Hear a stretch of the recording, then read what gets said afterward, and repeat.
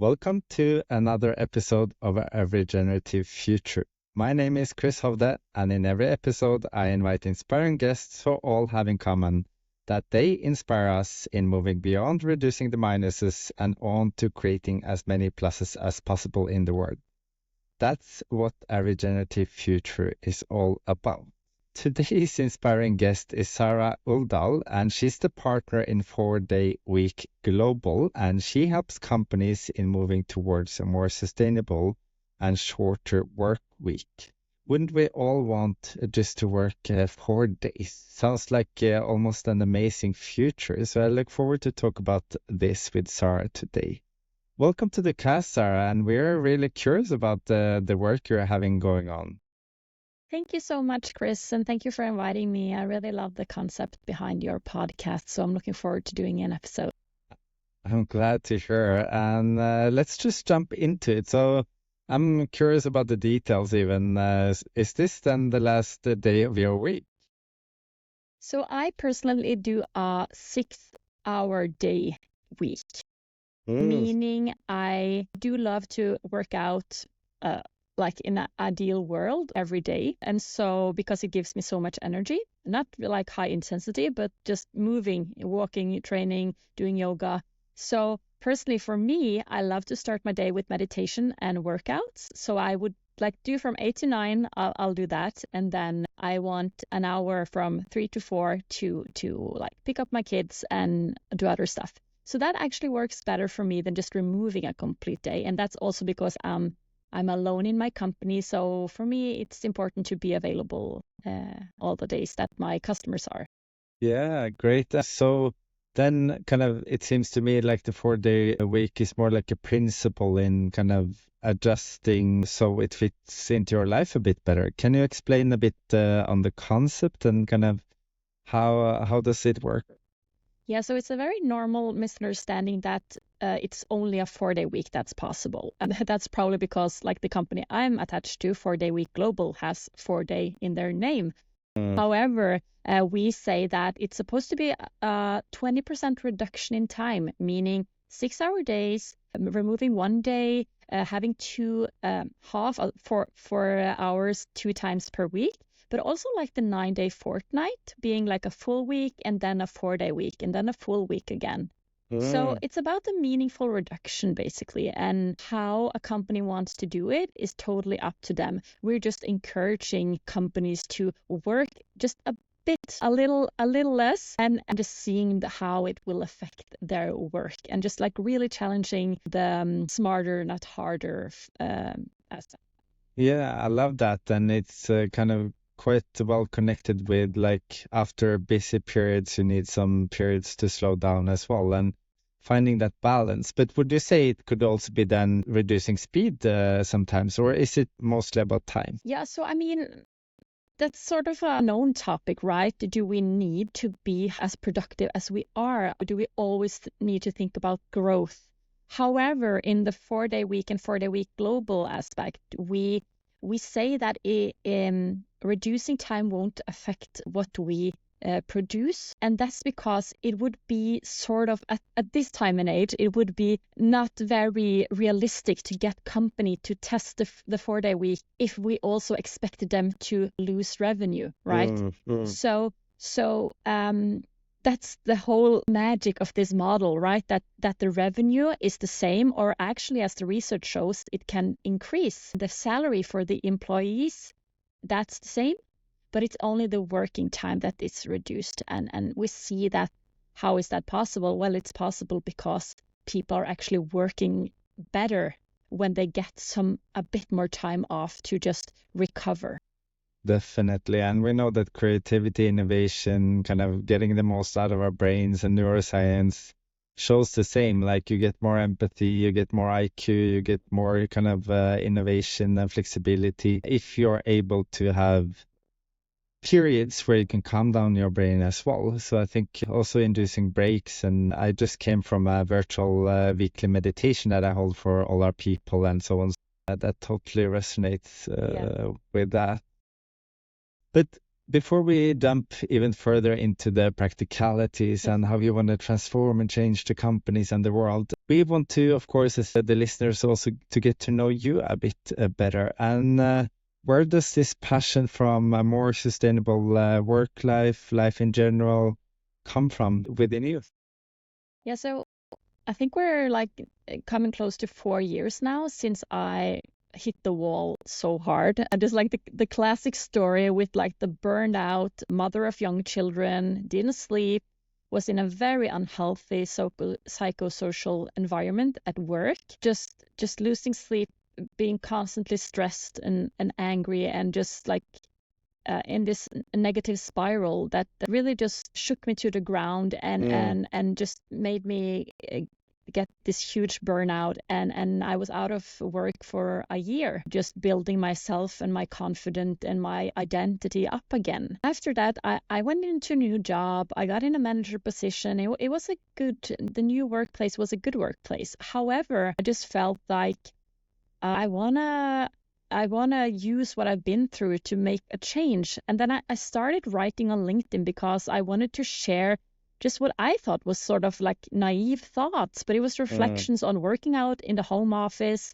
and it was reflection on like how much my heart had been broken while driving to work with like just a lump in my chest because it was so painful delivering my kids, and it Yeah. was just like tears, and just every day was like, sorry for like using this word, but it was like a nightmare, right? So it was just so hard, and I just reflected on LinkedIn, and the response, like things went viral. Like it was just so simple, the text, but it was so authentic, and it really hits a nerve in like the public. And after that I just saw, wow, this like the need to talk, the need to remove shame around this, and the need to shift the responsibility. Like we can't just constantly complain about employees and say, oh, you need to make like not do that much effort with your dinners. You need to not perfect yourself. Need to not work out, not meditate, not think about yourself. But Yeah. what you do need is just to focus on work and do the best you can at work, and just forget about that you have a life. And Yeah. so I really wanted to redefine what is work, and what should a employee in 2024 expect from themselves and from their employer. Yeah. Yeah, I think I love that the saying, fix the system, not the people. If there's so many people that have a broken balance in life, the rig is something wrong with, it's not the people. And I see that even in kind of buying healthy food, we talk about like people being obese and the statistics going in the wrong direction. And then we demand the people to have more willpower and just don't buy the things in front of the register, but like, or use your phone less, whatever. But it's created by the best scientists in the world. So how can you make people easily pick that or be addicted to your phone? I even needed myself to buy an app that's quite expensive, I think, to block the phone totally. Yeah. And that's the only thing that worked. And I think the same thing, if we can fix the systems.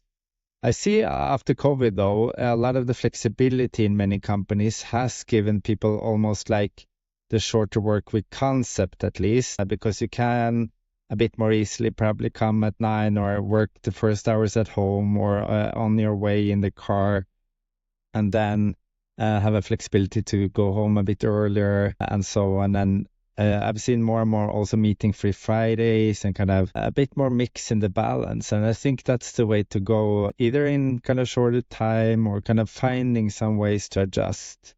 Yeah. As you say, we need a better life. Yeah. Yeah. So yeah, I just want to shoot in that like that was what I started with, right? Talking about flexibility, talking about the home office, just really like not making everything so rigid because it doesn't work for people. And then sort of I got into the whole 4-day week, and that's just like such a concrete way of redefining and so much bigger. But I totally support that, like whatever works for the company, but most importantly works for the employees, because that's like we need to make a more sustainable work life. Yeah. Absolutely. And I meet more and more and also get all the time feedback from listeners, especially when we talk about like severe stress or burnout. I've been there, I'm close to there, like I've had friends like more and more. And then I hear it's also many different ways back. What was your kind of way back in that year and building yourself? If you can give some concrete tips for those who are close to or even have hit the wall. Yeah, so of course, first and foremost, like changed job. But I mean, started like just sleeping 3 times a day. I was like so much sleep deprivation. So, and then like started to get more exercise. But I didn't want to do it all at the beginning. I think that's also important. Like, don't think that working out and just like going on this tight schedule again, I need to do all this stuff to get healthy again. Like, no, you need to relax and get the stress away, and then you can start building up again. So I did that. But I also like I was very lucky in my meeting with NAV and my doctor. They said like they understood that I needed to just find my identity again because I had this huge identity crisis, being this good girl that always like I was just like on my way up, and then I just reached this incredibly demotivating and shameful state. And so like I got to join this like sewing school just to feel mastering something again. But of course also therapy, just working through the experiences and like coming out on the other side. I do really feel like it was a really tough year, but it was also very important for like my state of mind and my it's like sort of a new start, a new beginning after that year. And I will also say, like, it taught me a lot about what I would accept in a new workplace and also how I would take charge in communicating with my future employer. Yeah.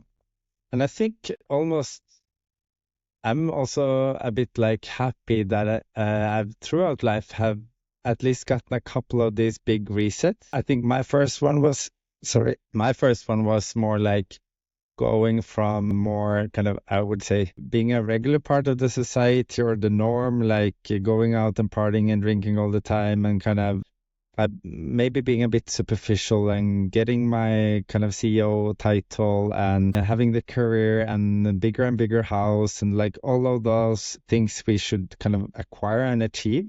And then I was like on top of the CEO or kind of in the top office. And then I was like, am I happy in this kind of hamster wheel and kind of what everybody else seemed to want, but maybe I didn't check in with myself. So then I took the kind of monk and meditation route and went to India and all of that. And then now the last 3 years, I should probably have done like you. But 3 years ago, I was so kind of burned out that I walked for 20 minutes and then I needed to sleep for 4 hours afterwards. But I needed something meaningful. So I love working. So I just stayed fully in my job.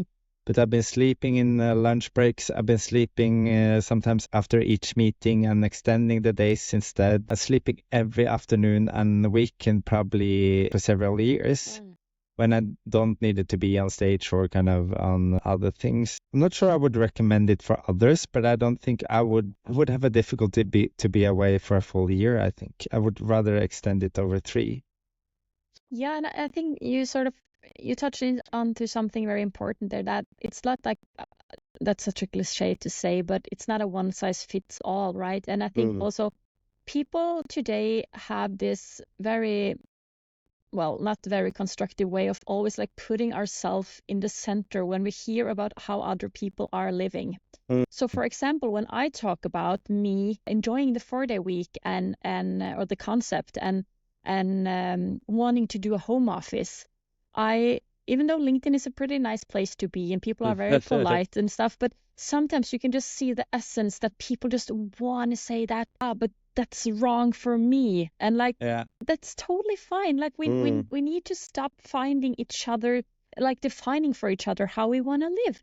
Like if you want to work in the way you're working, like you do that, but we need to You do you. You do you, and whatever floats your boat. It's what my struggle with that is that I really don't like people shaming or pressuring people to not talk about other ways of living.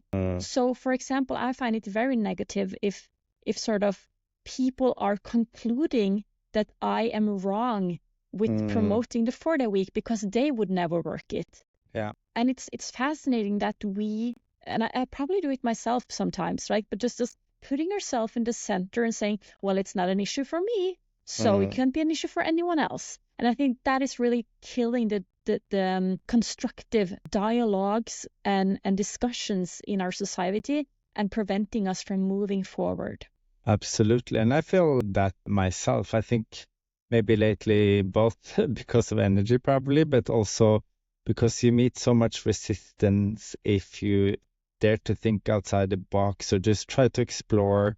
I kind of am more like a digital nomad and kind of am so advocating for virtual. And I think we find more emotional closeness virtually many times than we do in physical proximity. And even Gartner's research shows that it's not about shoulder to shoulder. It's how we're able to create emotional connection, no matter if it's virtual or physical. But then I hear people, no, we need to meet.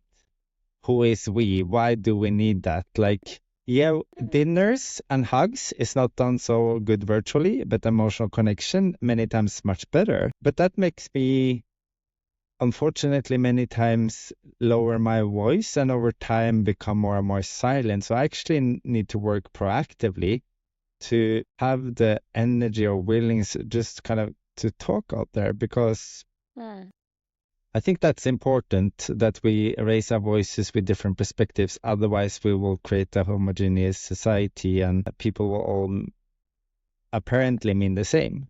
And that's not fruitful for new solutions and a better future.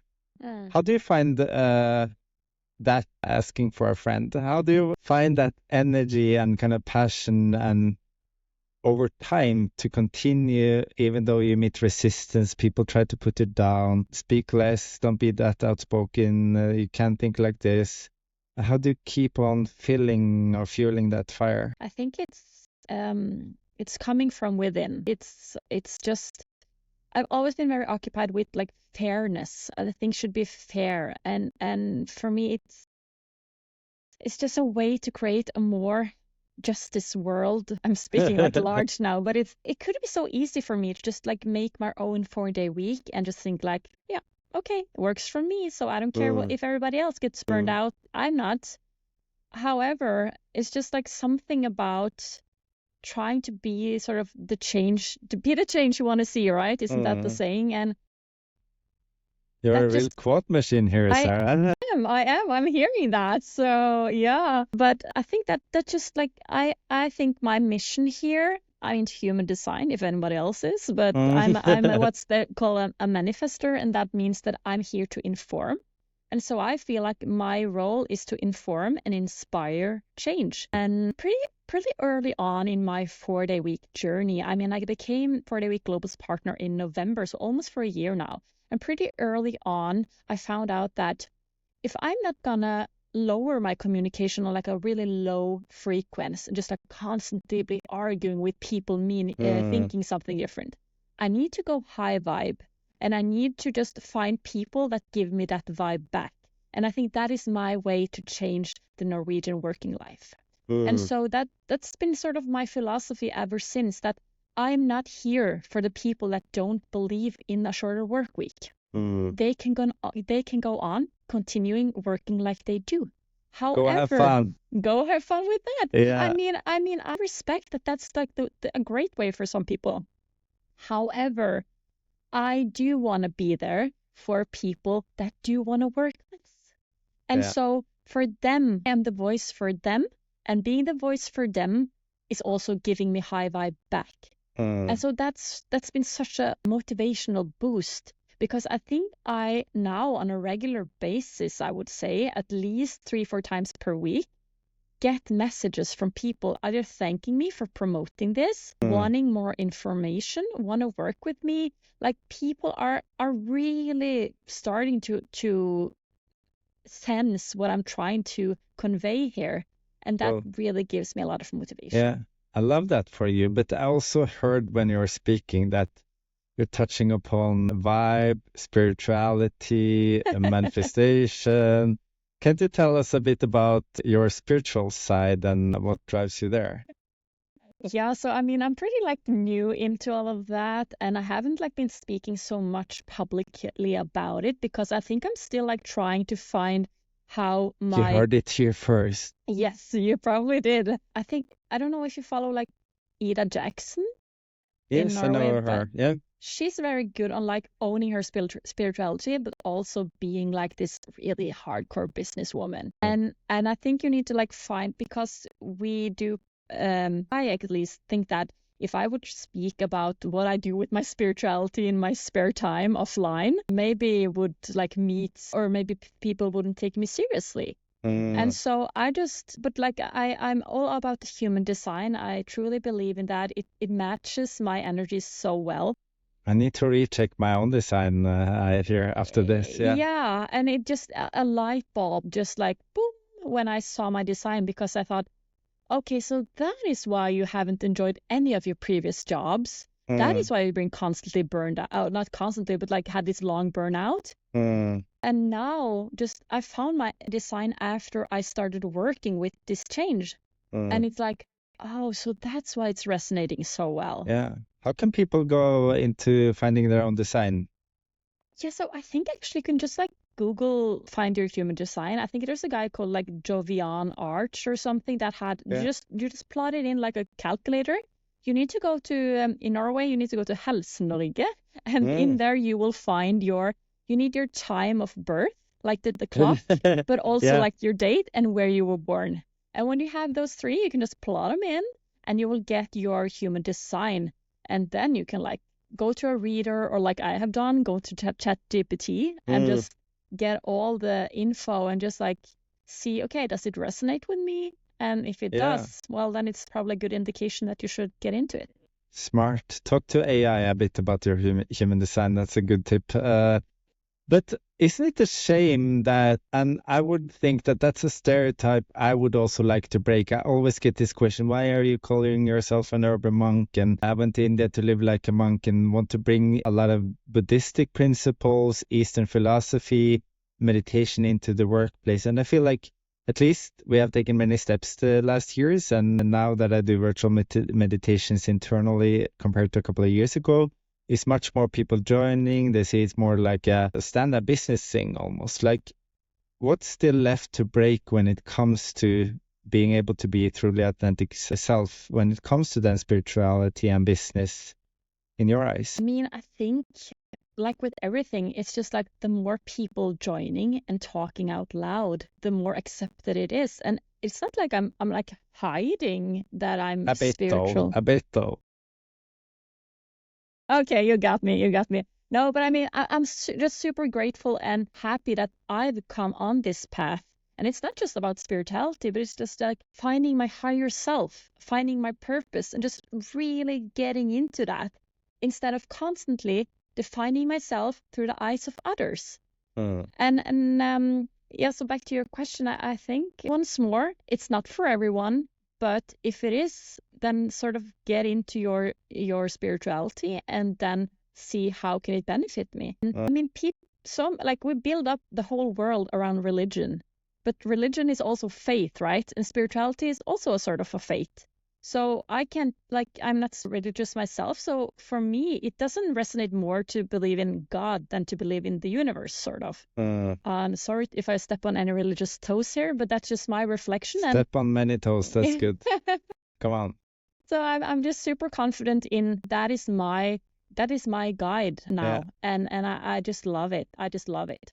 And I think that also annoys the out of me that if we talk about our own spirituality or how we see God or whatever, that steps on other people's toes that have different perspectives. Like it's back to what you said, Yeah. because you're advocating for 4-day work week. People need to say that is not the truth. That doesn't work for me.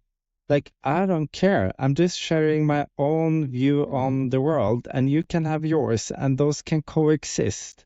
Yeah. Like, why do we always need to convince each other that you should live life as I see it? But like, your life is your life and my life is my life. Let's Yeah. let it be with that. But I also think like one part of me is like let's share our journeys, let's make things less shameful and just be more open. However, on the other side, we live in a community or like a society where we constantly need to share what we are doing. And I think that for me right now, just being with my spirituality or my human design, it's giving me much more than that. Like that's not my fighting cause at the moment. That's the 4-day Yeah. week, right? So Yeah. it's something about keeping what's sort of personal or your guide to your journey to yourself, Yeah. and not just thinking like, I mean, it's like when people cry on camera. It's like, oh, did you start to cry first and then put up your camera, or did you have your camera on and then started crying? Like we're just oversharing constantly, and I feel like it's also possible to just keep some stuff for ourselves and for our own reflections. Yeah. I kind of maybe see it in a similar way, but also a bit not. I would say if it's undigested, you should wait with sharing it. And that's where I, for example, during my kind of burnout or whatever, I didn't know what it was. I checked everything from kind of vitamins. Maybe I worked out too much. I've always gone to therapy. We have generous offers every employer I've been with, and I've used it in proactively and also kind of when I need it. So it's a constant game, but I didn't know what it was. So how can I choose something that's not digested? But afterwards, I don't think it's, at least for me, oversharing when I've found out what it was for me. I've reaped the learnings, and then I can also transfer it into learning for others. What could that be for you or mean to you? But there must be a sharing, not I need to let it off my heart, more like I want to inspire others with what I went through, and I've already thought of how it could be valuable for others. And So that's a difference to me. I really support that. And I also think like feeling that connection now with human design and with my spirituality, I do think that it is on my path to work with this in a greater extent in the future. But you need to figure it out for yourself first before you can educate others. I think that's a really mature way of looking at sharing and bringing value to people. And I see too many, as you say, oversharing in the middle of the trauma, and they don't even know what's emotions and facts, and like that's only disturbing. Yeah. And probably all the listeners out there. So we should be careful of that. Actually, the world does need more unprocessed trauma and emotions. Yeah. And just like a quick reflection, but for the last year, I've removed Snapchat from my life.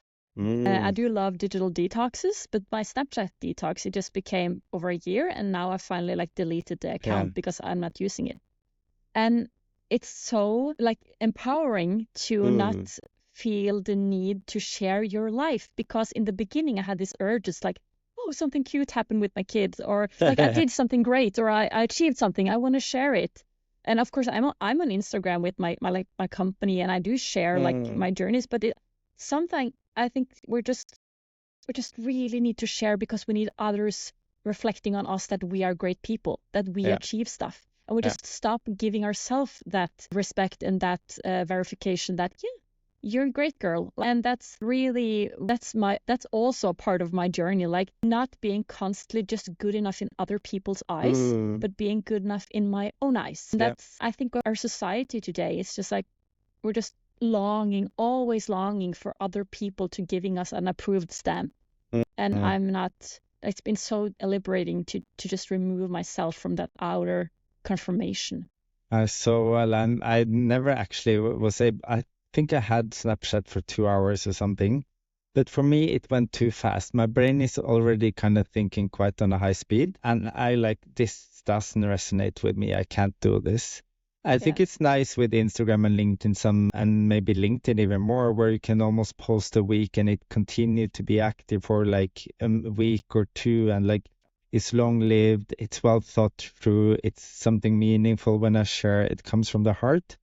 But yeah, I don't find actually the urge or passion anymore to share so much. It's a special thing or something that I kind of want to give to others, or like it's more like once a week or maybe even sometimes less for me. And before it was like 2 times a day or even more. So I think maybe that's hopefully an era we move into as society as well, sharing less but with more power and impact and a bit of more mindfulness behind it. Yeah, finding the human connections. Yeah. Yes, I think we all need that. And then I would like to end on the one of the things that you maybe find a bit now frustrating. We can challenge the public globally and in Norway especially as well. You did a pilot study on reducing kind of the work week and kind of finding the balance and doing all the great stuff that you do in the 4 week. I know you had some surprising findings there and also maybe something you want to challenge the audience with. Yeah, I mean, recently started my pilot study and like when I'm the partner for 4 Day Week Global, like my main job is to lead their Norwegian pilot study where we have researchers that follow the effect of the 4 Day week. And to be honest, when I launched this in January, people were like super excited on LinkedIn, but I had no idea how many would actually sign up. Where are Norway in this landscape? Because people are rooting. Yeah, I'm not going to say a bad word now. So just like rooting really well. They're really good at rooting and clapping and sending me message that they support me. And I so appreciate that. However, what I've discovered is that it's really hard to get people to sign up to actually test this. Sorry, but do you appreciate that? It almost gets me a bit annoyed because everybody's sharing for everything, but when it comes to action, they're not actually following through. So isn't that almost like just a fake bubble sharing, and then you're actually not willing to go the mile? Yeah, but I mean, like it would be so much sadder if nobody was rooting. Then I would be like But then they would be completely honest at least. Like I would prefer that actually.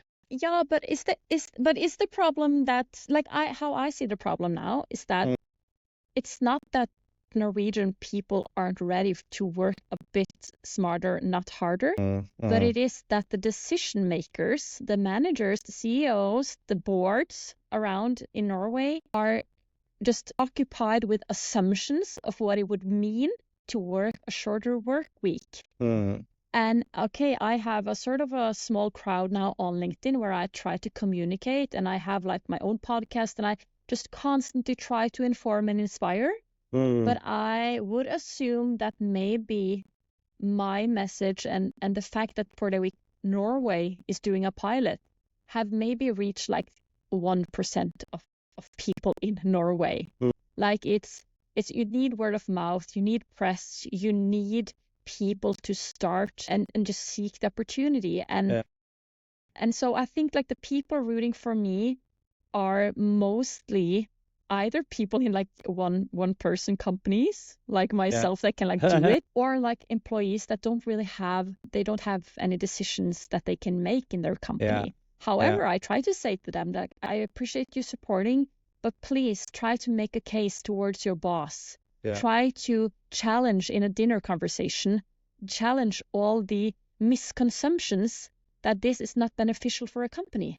Yeah, and it's so comfortable to stick with the established structures. So you're up against the Goliath there, I would say. But people need role models. What or which concrete companies have done this with success so people can look it up to be inspired? So in Norway, with 4 Day Week Global, we only have one company, and they did it before I became the Norwegian partner. Their name is Acuna. They are in Stavanger. They seem to, I mean, they started in January. I talked to their CEO now and then, and they do seem to find their own rhythm now. I have now in the first round of onboarding to the pilot, because we want 300 participants, not companies, but employees. And we work with Sweden to get the biggest amount, but we're not at 300, so I would need to do another intake now in January. So call Sarah. Yes, please call. Please reach out. Is there other companies globally people can also look to? Many. I mean, there's over 400 companies that done it with 4 Day Week Global. We're in 16 countries now. Germany, I think they have like 50 signups for their first pilot. So there's just like, I mean, go to 4dayweeknorway.no or 4dayweekglobal.com and you can just read research reports. And please like note, these are research reports. It's not just us being pro 4-day week and saying it works. People are doing surveys and qualitative and quantitative research to get the stats, the data, so that we can actually make change. It's not just people advocating and just like picking some arguments. It's really working, and people need to educate themselves. Good. I think that we're actually getting to a close here, but I think that serves as a good conclusion. Go to 4dayaweek.com, you said? 4-day, yeah, I think it's maybe 4dayweek.com, or if you're in Norway, go to 4dayweeknorge.no. Yeah. And then I would add to that, if not kind of applying the whole concept, take some of the principles, take some small steps to make your work day maybe a bit more balanced, and also find time to breaks, reflections, meditations in betweens and so on. So it's not about you need to go full scale, but like see if there is anything that resonates with you and you can at least start walking. I think that's really, really cool. Thank you, Sarah, for touching upon so many cool things. Burnout, of course, and getting back, your personal story, 4-day a week, and also a bit of spirituality in the mix. So thank you so much for coming today. I really enjoyed the conversation. Thank you so much. I enjoyed it myself. Thank you. Great. And thank you to all the listeners out there to the cast A Regenerative Future, where we invite inspiring guests so all contribute to create as many pluses as possible, as Sarah also shown us really well that she does, so that we all can live better and more fulfilling lives. So until next time, wish you a more regenerative week and see you again, and goodbye.